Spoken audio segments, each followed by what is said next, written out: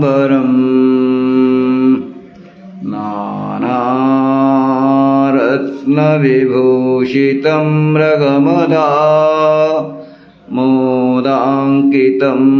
चन्दनं जाति चम्पकबिल्वपत्ररचितं पुष्पं च धूपं तथा दीपं देवदयानिधे पशुपते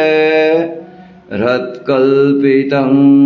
गृह्यताम् सौवर्णेन वखण्डरत्नरचिते पात्रे धृतं पायसम् भक्ष्यं पञ्चविधं पयोदधियुतं रम्भाफलं पानकम् शाकानामयुतं जलं रुचिकरं कर्पूरखण्डोज्ज्वलम् ताम्बूलं मनसा मया विरचितं भक्त्या प्रभो स्वीकुरु छत्रं चामरयोर्युगं व्यजनकं चादर्शकं निर्मलम् वीणाभेरिमृदङ्गकाहलकला गीतं च नृत्यं तथा साष्टाङ्गं प्रणतिस्तुतिर्बहुविधा एतत्समस्तं मया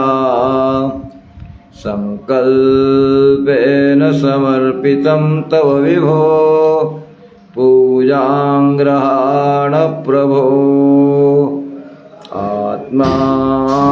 त्वं गिरिजामतिः सहचरा प्राणाशरीरं गृहम् पूजा ते विषयोपभोगरचना निद्रा समाधिस्थितिः सञ्चारपदयो प्रदक्षिणविधि स्तोत्राणि सर्वा गिरो यद्यत् कर्म करोमि तत्तदखिलं शम्भो तवाराधनम् करचरणकृतं वा कायजं कर्मजं वा श्रवणनयनजं वा मानसं वापराधम् विहितमविहितं वा